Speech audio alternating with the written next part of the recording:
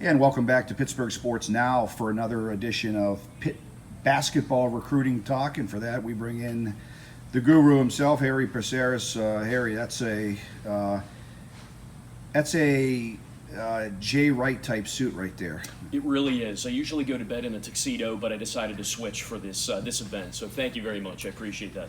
We got you on the road here at the Chick-fil-A Robinson, located in North Fayette location. We appreciate Amy Hernandez and her hospitality for hosting us. And let's get into some hoop talk, because for the last couple weeks, with the live period open, coaches are scouring the country. Pitt's hosting Jalen Bridges today from West Virginia, 2019, possibly 2020 kid, who's I think there's a good chance that he probably gets an offer. But before we get into 2020, let's try to break down 2019. Right now, Pitt has 4 to 5 scholarships left, depending on how you look at things. We get this question a lot. You get this question a lot. How do you see them rounding out the class? And if you see me smiling, the reason I'm smiling is I don't just get this question a lot. I get this question multiple times every day, whether it's a text, a call, a direct message on Twitter. First, let me say this. 2019 is a transitional year. And this is an excuse for the staff. This is just reality. Last year, I think the fans got mildly spoiled with a few things that went on. In rapid fashion, they had 2 reclassifications with some high-caliber players, Audis Tony and Trey McGowan's, and then out of nowhere, they grabbed the decommitment in Xavier Johnson that ended up being far better than what everyone expected. It happened very rapidly, very quickly, with great success. And I think fans were a little tainted in thinking that players should just be dropping out of the sky. And what they're finding now is they've signed 3 very good players, one of which has to still sign his letter of intent, but that'll happen in May. That they're digging deep. They're looking under every rock, every stone right now to place this together, knowing that the relationships they're building up for the 2020 class will bear fruit at some point. But looking at 2019, let's talk about realistic candidates. So when we think about it's New Mexico Junior College guard Ryan Murphy, he'll be visiting here in May. Just announced it last night. What I believe they're trying to do is look for a replacement for City Endear if Endear doesn't return, or even if he does, they still need bodies. And this is a versatile combo guard, 6'2". All indications right now are he has an offer, he's exceptionally interested. And I messaged back and forth with him last night. He actually was averaging around 15 points a game when healthy, and that was key because he had a foot injury. Messaged him last night, we went back and forth, and he told me that he's 100% healthy. So in terms of immediate players I could see coming in the next month that might commit, I would put him in the high probability category. Again, and that would be Ryan Murphy coming out of New Mexico Junior College. A player everyone knows about is Daytona State College, Junior College center, Kadeem Sy. He is what this roster needs. 6'10", 240, big, arguably the #1 junior college center in the nation. He had a great visit. He liked Jeff Capel's vision. I will say this, the longer this process goes, the less confident I feel that Pitt may be able to land him. And when you hear names like LSU involved, it does have me worried, and I'll say this openly. I question why Will Wade has a position at this point. I think if you just Google his name, you'll find out why. It worries me when you see Kadeem Sy visiting some of these SEC schools, if something funny wouldn't go on. So I know Pitt still has a strong possibility to land him. It does worry me that he's going to be visiting LSU because he was actually favoring them at one point. And somehow, incredibly, Will Wade, despite clearly being identified as a cheater, is going to be hosting him, and I believe he's flying his father in as well from overseas. So keep an eye on that situation. A player I am very high on, and I believe Pitt still remains one of his top 2 options, is a power forward, Chick-fil-A Robinson, Nakua. And I don't exactly know how to pronounce his last name there, but he visited, he's from Maryland, a stretch 4, 6'8", interviewed him, very, very confident young man, not cocky, very confident. He really liked what Capel had to offer, and at the time, and I still think he's leaning either Pitt or Illinois. It's going to be one of those 2 options. I will say this, very well aware that Pitt is lacking bigs, and at 6'8", he could leap through the roof. He could do a lot of good things on both ends of the floor. I still think Pitt has a strong possibility of landing him, and I believe he's from Finland. He's coming back. He has 2 more visits to take, but I think Pitt's early interest in Jeff Capel's message really resonated with him, so we have a really good shot with him as well. And the one thing I'll tell fans, if we're talking about big men for 2019, everyone's focused on a center, and I think it is imperative. It'd be nice to have a 5, but you can get the job done with a good, strong power forward that's 6'8", 6'9", that can box out, rebound, and defend. So it's great to have that towering presence. I know, Ibrahima Diallo would have been nice at over 7 foot, but you could still rebound and defend with players that are 6'8" to 6'9" categories. So I will say this. I think there will be potential for reclassifications, potential for surprises. So those are some of the predominant big men that are out there. They are evaluating Tariq Bolligham, who's out of actually Croydon, London, but he goes to the Miller School in Charlottesville, Virginia. 6'9", athlete, bit of a project, needs to add weight. There's also, John Ojikaru, who's out of Farragut Academy in Florida. He's a little further ahead than the previous athlete, but he's around 6'10". Another player just got a Virginia offer, someone they're looking at. So they're looking at a lot of options for power forward type players, power forward / maybe they could opt to play the 5. Someone's going to have to come. You have Terrell Brown, who arguably probably will be your starting center. Kenny Chukwuma is coming off an injury, and we don't know how long that's going to last. It could be half a season he's out.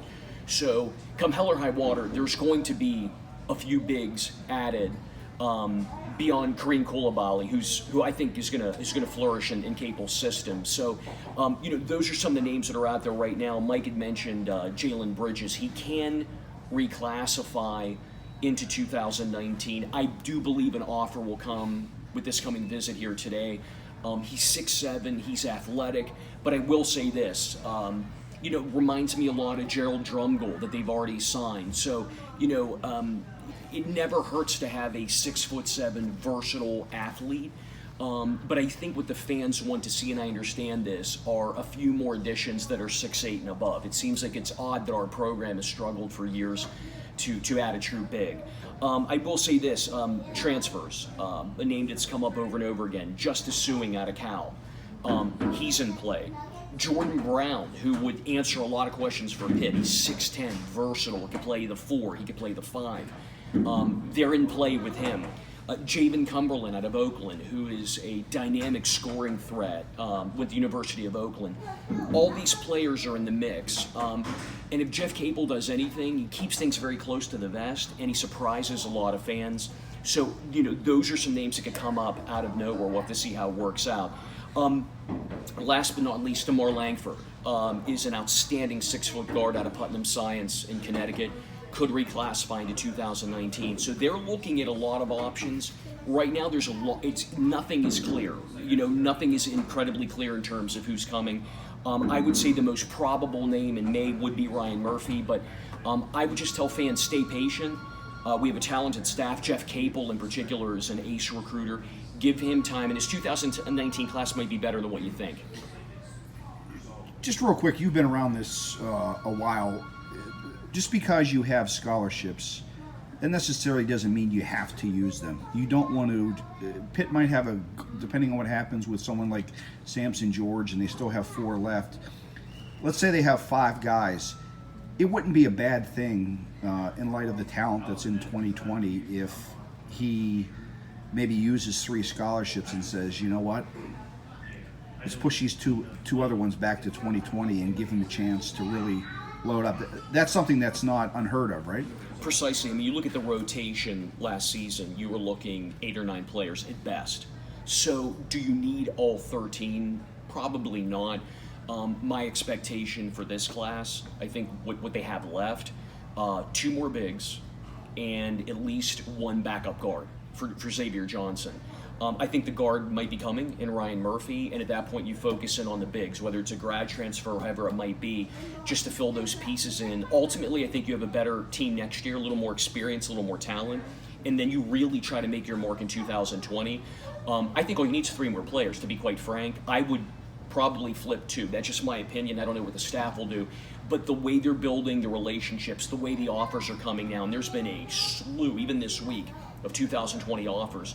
I think you're going to see some of those scholarships flip down to a very big foundational 2020 class. And another potential scholarship that could open for 2020 is something we talked about yesterday for the first time, Xavier Johnson. When I interviewed Ethan Morton the other day, when Jeff Capel went to see him, Capel himself brought up to Morton the fact that, they're preparing for, if Xavier Johnson has another good year, that he could head to the NBA, which is a bad thing for Pitt, but also good as far as image goes. We get into the discussion, let's say he leaves. Do you think it's out of the question that Jeff Capel tries to get 2 point guards for 2020? And how hard of a sell would that, because he's trying to recruit elite guys. How hard is it going to be for him to try to convince 2 elite guys to join the same class? First of all, in terms of Xavier Johnson, far exceeded expectations his freshman year. I know for a fact, based on my contacts, solidly placed himself on an NBA radar. What the NBA is looking at is vision, basketball IQ, and explosiveness. He has both. If he improves on his freshman year, he's gone. In terms of 2020, you would need to add, I would think, hypothetically, 2 point guards. One, you would want to land your blue chipper, whether it's your Ethan Morton, your Andre Curabello, someone like that that's been offered in the 2020 class. Ethan Morton would have a lot of buzz, quite frankly, because he's a local player. Then the question would be, what do you do from there? I think they take 2. If they cannot land another blue chipper, and I'm not saying they can't, but if they cannot, then you'd be looking at a graduate transfer, a junior college player. Either way, if Xavier leaves, and that could very well happen, I think you're landing 1 blue chipper and a backup. And I think they would bring in the junior college player, grad transfer, very well knowing they'd be backing up whatever player they're bringing in. But Jeff Capel, I will say this from the get-go since he's got here, has shot for the stars. So it would not shock me if they do pursue 2 blue chip point guards. And I know that sounds like a tough sell in general, but when you look at what they did at Duke is never scared. North Carolinas are never scared. You look at some of these programs to add competition, add consistently good players. I think he'll shoot for the stars initially, and if he can't get 2, he'll settle for 1 and then try to find, like I said, a backup via graduate transfer or some other way. Another big topic this week, once again, Harry Psaros live from the Chick-fil-A Robinson location, our title sponsor on Pittsburgh Sports Now and also Pittsburgh Weather Now. The big news this week, a couple days ago, was DJ Gordon from First Love Academy getting an offer from Pitt. That's 3. In football, it's not uncommon, obviously, for Pitt football to offer local kids, but for 3 kids in the same class, basketball, that's a pretty good sign. But also, just because it's the local factor, and then you couple in how national Jeff tries to recruit, I'm not sure if it's a tight balance or it's something he had to be careful of offering these kids right away while also trying to get. But you know what I'm saying, because if those guys accept and you have limited scholarships and you want to get I think he wanted to be sure about the talent level of these guys before he offered, and that's why maybe it took a little bit longer for Donovan Johnson and DJ Gordon to receive an offer from Pitt. Correct. Donovan Johnson, Puff Johnson, they call him in his case, it was interesting is he went out and crushed against some AAU competition recently, and that was enough to deem the offer. DJ Gordon was interesting because he was, in all fairness to him, accruing some great Power 5 offers. And I give the staff a lot of credit. This wasn't just a willy-nilly offer. They really spent time with the young man, got to know him, got to evaluate him. And you could hardly call this a mercy offer when you look at DJ Gordon's offer list. This is a blue chip guard that's 6'5", that's versatile. I think it's very exciting if you're a Pitt fan, to look at Ethan Morton, DJ Gordon, Puff Johnson, and you have 3 blue chip, highly athletic players. And I will say this on Morton, I just mentioned it. If Johnson leaves, if Morton would consider Pitt, and we don't know where Capel's at with him right now, but you'd be handing the keys to the car to a local blue chip player. That doesn't happen often. It'd be very exciting. But I'll say this, the more film I've seen on Puff Johnson, I mean, he's pure ACC to me. I mean, he's a lefty, athletic wing, plays hard on both sides of the ball. I think he'd be a fantastic addition. Fans have asked about Cameron's experience at Pitt and if that would taint the whole recruiting process. I remind them, Coach Stallings is gone. They kind of excised that demon, so this is a new coaching staff, and I think his family, is aware of that. And DJ Gordon offers you unique size for a guard. He's 6'5", he's versatile, he could shoot, he's athletic. Again, he kind of screams ACC, so it's a really exciting time. This doesn't happen often to have 3 blue chip players. And people have asked, are they committable offers? Of course they are. This staff would. I mean, when you think of the optics, why would you offer Johnson? Why would you offer Gordon, and not offer them a committable offer? Because if you yank that locally, it's going to get ugly. These are players they scrutinized, evaluated, and really like. And how exciting would that be, honestly, if all 3 of them committed? It'd be very interesting. You wonder, just because Gordon and Johnson almost play the same spot. When Gordon committed, I talked to him. He said they're recruiting him as a wing, a 2 and 3, a guy that can do both. That's a little bit like what Johnson does. You have to wonder if it could get into a situation where it's either or. And that's an explainable situation. You have one spot for a wing, and let's not forget, we have, Justin, we have the Champagne brother coming in. I always get the 2 confused. You have Jared Drumgoole coming in, so you're kind of filling that slot. These versatile players, you can either play the 2, the 3. It makes sense. So first come, first serve potentially, and the coaching staff might know better than me in terms of, obviously they would, how many of these players they want to take. But to your point, they do play essentially the same position. Johnson has just a little bit more length. So like I said, it'll be interesting to see how it pans out. But, like I said, I know a lot of scrutiny's been put on Ethan Morton, and, Morton, like the other 2, have a lot of options. It'll be neat to see how this all plays out. But I know that all 3 were ecstatic when Pitt made the offer. It is their hometown team. All right, last thing we're going to get into here is Capel was big. Last couple of days, he was all over the place as far as particularly looking at 2020 bigs. He was in New York. He was in Maryland. You touched on the point a little bit earlier that fans want that big center right now. I would be very surprised that if by the end of the 2020 class, Jeff Capel hasn't been able to land. I think that's going to be the class where he pulls in 2 elite big men. Is that who were some guys on your radar that you think they have a realistic chance of trying to get that would fit that build of a 6'9", 6'10", 11 center?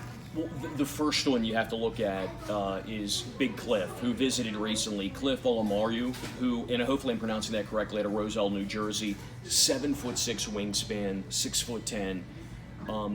When you look at him, he's the build of an NBA player already. Highly impressive. Visited Pitt, which says to me right off the bat, there's interest. Capel has gone up there, and members of the staff, multiple times to follow up with him. And from my understanding, Pitt is heavily in the thick of things with Big Cliff. The other player would be Hunter Dickerson out of DeMatha. A big kid, towering, 7'1", maybe not as athletic as Big Cliff, but another player very early on that they've been on, has connections with the current players on the roster. So, those are two kind of your blue chip elite centers to me right now that kind of stand out that the staff has spent a lot of time with. All right, Harry, it should be interesting over the next. There's a little break here with the AAU, and then they're going to be back. But I wouldn't be shocked if we start seeing some movement here with both 2019 and 2020, because as far as the 2019 kids, they're going to start having in June, the summer workouts and team workouts. So these kids are going to want to know whoever's going to transfer or sign. They're going to want to be joining their new basketball home and start getting integrated into the culture, right? Correct. A few things to keep in mind if you're a Pitt fan. Again, I'm going to go back to the 2019 class. This is kind of a close to the vest staff. You don't see a ton of information coming out. They're looking at, I know this for a fact, they're looking at every option right now. Junior college, graduate transfers, current players, reclasses. Don't be shocked if you hear me talking here and within 2 weeks we're looking at 3 different players that are back on a radar we've never even heard of. So right now that's a strong possibility. Again, as Mike just said, there's been a myriad. It's been insane the last week. You almost had to buckle up to kind of follow all of the scholarship offers that have gone out there to the 2020 players. With 5 openings potentially, don't be shocked either if they're not whispering in the ear of several of those players going, hey, why don't you reclass like a Trey McGowan's did or an Audis Tony? So keep that in mind as well. And then, you're going to start to see needs as well. We just talked about, big men. We talked about point guard. That's going to, come into play. Ethan Morton, Andre Curabella, who I really like out of Glen Head, New York. Noah Farrakhan out of St. Petersburg, Florida. 3 names kind of to keep in mind. Those are key. You need a point guard. You may need 2. So, you're going to start seeing how they want to kind of craft that roster. So, interesting times ahead. I think you will see tremendous movement in May. I think May is going to be a key month. We ran through a lot of 2019 players, and maybe not one of them signed. It'll be interesting. It could be a whole new set. But I will say this, buckle up, because I think things are going to start to get interesting. All right, Harry, we appreciate the time. Another edition of Pitt Basketball Recruiting Talk. We're here at Chick-fil-A Robinson, located in North Fayette. Thanks, Harry. Have a great day, guys.